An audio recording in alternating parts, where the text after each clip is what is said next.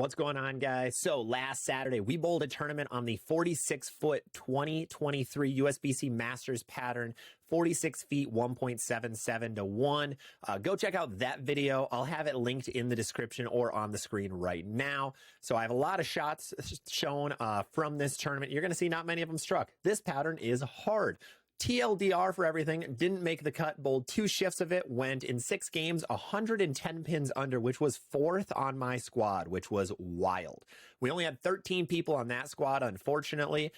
We didn't have as many people coming out to the tournament as we hoped, but I ended up in 4th place out of 13 against some pretty decent Minnesota bowlers. So that was very crazy because that is barely a 180 average. Is it a 180 average? Yeah, it's a 180 average. But it was a rough tournament. Yeah, and then the second shift, I ended up rejoining because they were taking the top quarter of the field. However, I didn't think a 110 under was going to stay in the top quarter of the field. So then I participated again, joined again, and went 70 under, which was about 50 pins out of the cut, 40 to 50 pins out of the cut in 6 games. So I only averaged 190 in the second shift. So what did this pattern play like? For anyone who's played on this pattern, you know how rough it is. When USBC created it, they wanted people to play up the gutter. They wanted you to play right up the gutter because the rest of the pattern is virtually flat. So that's what everybody tried to do.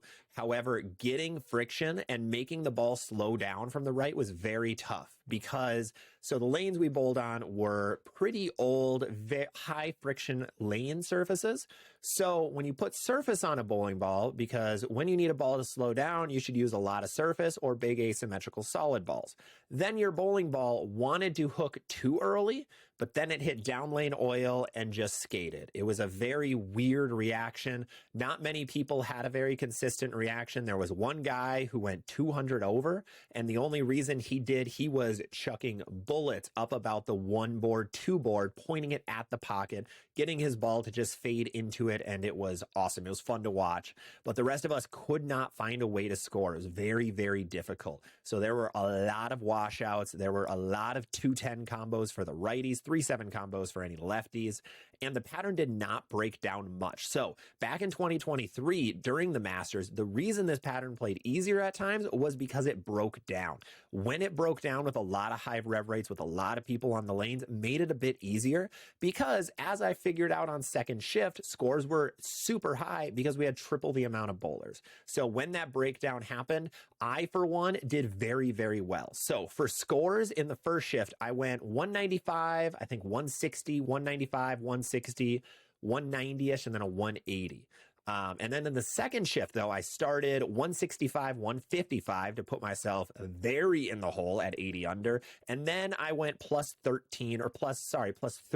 for the rest of the day, for the last 4 games. So I averaged a little over 200 for the last 4 because the breakdown made the pattern play easier.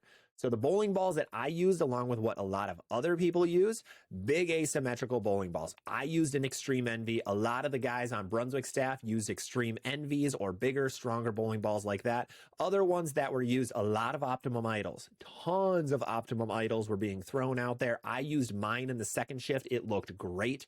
That ball is super, super good for playing a lot straighter. That ball doesn't like angle like the OG Idol didn't. So it's a very good remake.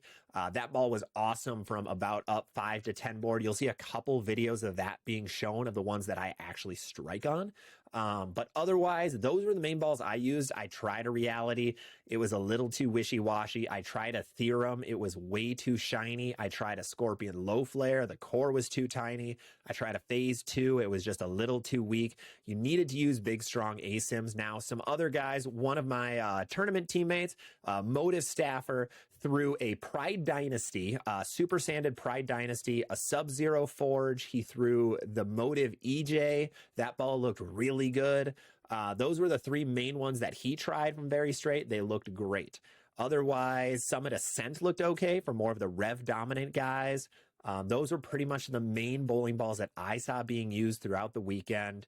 We had a lot of really high scores near the end when the breakdown happened and the guys that really had a good look, which was fun to see. So congrats to everybody that made the cut. I unfortunately did not. If you're playing on the 2023 USBC Masters pattern, you need to play straight, you need to play up the gutter, and you need to find a way to get friction to get your ball to go through the pins the right way. If your ball is deflecting too much, you are going to be in a lot of trouble, because the last thing you need is bad carry, because if you get your speed a little bit too high, your ball misses the break points. It is a very speed sensitive pattern and very rotation sensitive pattern. So be aware of that if you're bowling on anything super long like that anytime soon. So that is a quick little recap of how everything went for my tournament last weekend. For any other tournaments coming up, I'll try making videos just like this. I'll try to have them out a little bit sooner. Hopefully you guys enjoy that. But otherwise, make sure to drop a sub if you enjoy videos like this. Thank you guys so much, and I will see you on the next one.